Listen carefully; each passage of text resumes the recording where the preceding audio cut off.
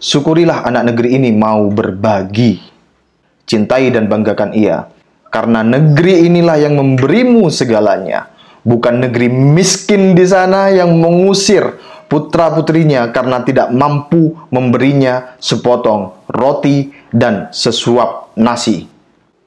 Tulisan terbaru dari Kiai Haji Imaduddin Usman Al-Bantani tanggal 12 Januari 2024 berjudul Menanggapi Ustadz Taufik Segaf.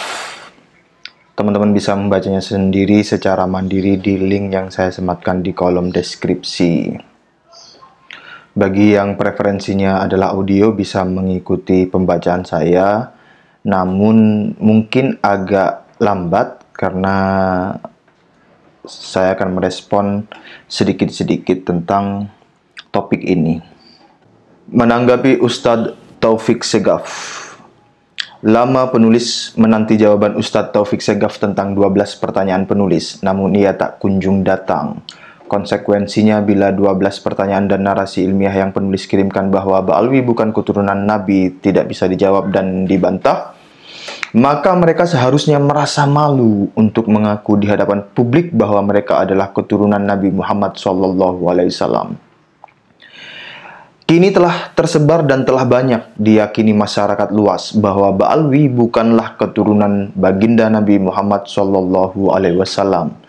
Kajian kitab nasab dan sejarah menyimpulkan bahwa pengakuan mereka sebagai keturunan Nabi adalah pengakuan yang baru muncul di tengah perjalanan keluarga mereka.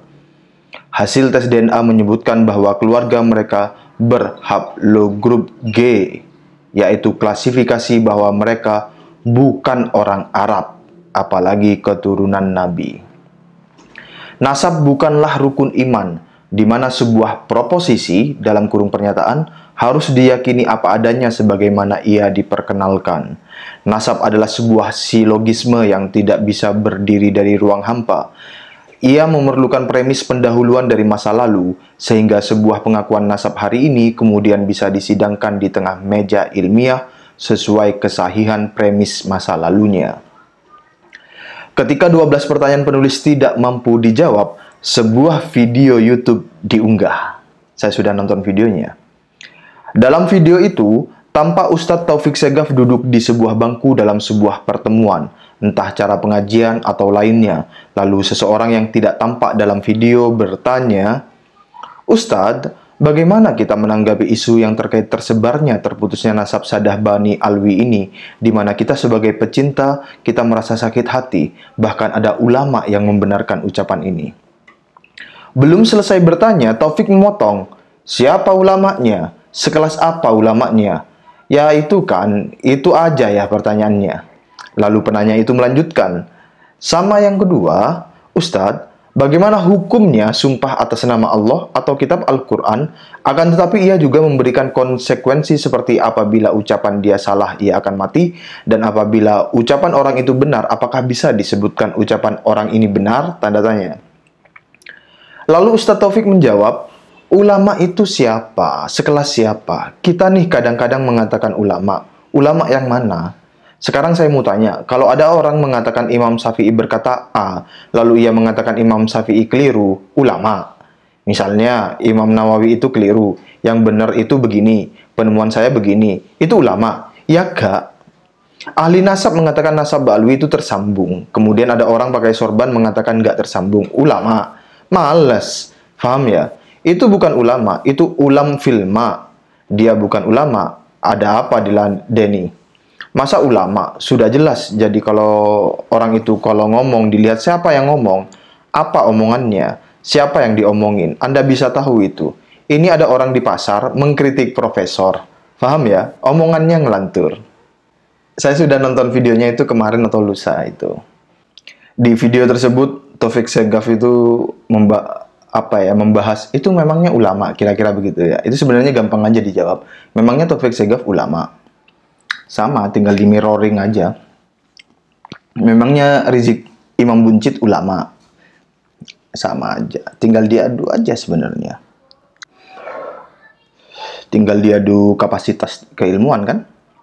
Saya lanjutkan, jawaban Ustadz Taufik itu masih panjang, tetapi yang laik untuk penulis tanggapi sepertinya hanya sampai di sana. karena narasi di atas ada kaitannya dengan keterputusan nasab Ba'alwi.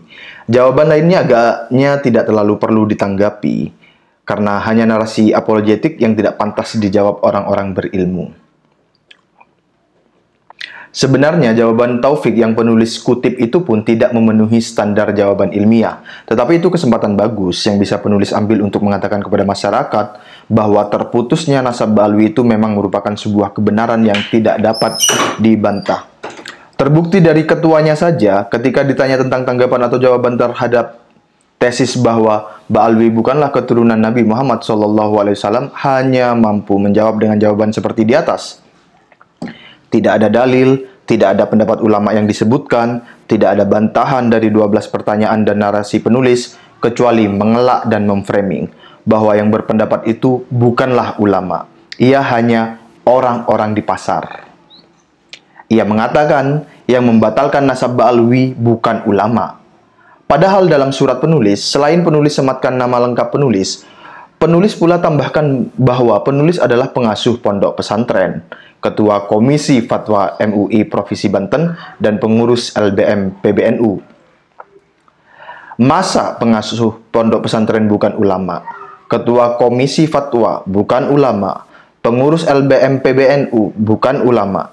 Apakah ulama itu, menurut Taufik Segaf, harus dari marga Ba'alwi, atau ia yang mau mengakui Ba'alwi sebagai keturunan Nabi saja? Tanda tanya.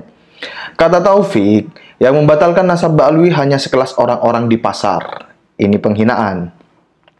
Ia belum tahu atau pura-pura tidak tahu bahwa kiai-kiai di tempatnya berada, Pasuruan, telah mengundang penulis untuk berceramah di sana, dan setelah ceramah, para kiai sepuh di Pasuruan mengundang penulis untuk mampir ke rumahnya, ke pesantrennya, sekedar untuk mengatakan bahwa mereka mendukung penulis, setuju dengan tesis penulis, dan agar penulis melanjutkan sosialisasi batalnya nasab Ba'alwi di kandangnya Taufik. Apakah kiai-kiai itu menurut Taufik hanya orang-orang di pasar? Tanda tanya. Ketika tersebar berita bahwa penulis di tengah berada di Pasuruan, lalu ulama-ulama dari daerah lain menghubungi agar penulis pun bersedia mampir ke rumahnya, ke pesantrennya di Magetan, Probolinggo, dan kiai-kiai di Jember. Apakah mereka bukan ulama dan hanya orang-orang pasar?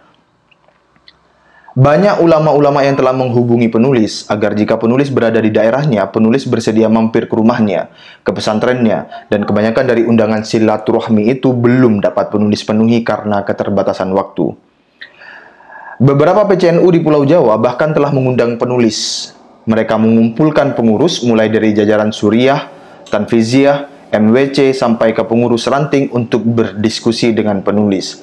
Sebagian dengan mengadakan acara umum, sebagian lagi acara tertutup. Sebagian sengaja dipublikasi, sebagian lagi tidak. Apakah mereka bukan ulama dan hanya orang-orang pasar? Tanda tanya. Begini ya, kalau Kiai Imad itu tidak dianggap sebagai ulama, yang jelas-jelas beliau itu profilnya telah disebutkan tadi, artinya yang tidak seperti Kiai Imad itu dianggap bukan ulama juga. Seperti kiai-kiai yang ada di kampung, pengurus PCNU, pengurus MWC, itu bukan ulama itu. Kalau Kiai Imad dianggap bukan ulama, maka tentu yang lain juga secara logis konsekuensinya juga dipandang sebagai bukan ulama. Dari luar Pulau Jawa, banyak kiai-kiai, tuan guru yang datang ke pesantren penulis, menyatakan dukungan dan keterharuan. Bahkan dari mereka, ada yang hanya sekedar membacakan puisi di hadapan penulis yang telah dipersiapkannya dari rumah. Seperti puisi dari Sumatera. Dari Jawa Timur ada yang membuat syair dalam tembang-tembang bahasa Arab. Sebagian dari mereka lagi menghubungi penulis dengan alat telekomunikasi dari Sumatera, Kalimantan, Sulawesi, dan Maluku. Sebagian lagi meminta waktu untuk diadakan acara ceramah dan seminar penulis di pulau-pulau itu. Apakah mereka bukan ulama? Tanda tanya. Semua narasi berkesan riak dan sum'ah itu dengan berat penulis sampaikan untuk menjawab pertanyaan Ustadz Taufik Segaf. Siapa ulama itu? Tanda tanya. Matahari memang masih sama, tapi waktu telah berubah. Bangsa Indonesia telah cerdas. Ini yang harus diperhatikan. Tidak ada lagi jalan keluar selain mengindonesia dengan se-Indonesia-Indonesianya. Melucuti nama yang bukan ngindonesia, melupakan pengakuan palsu nasab mulia.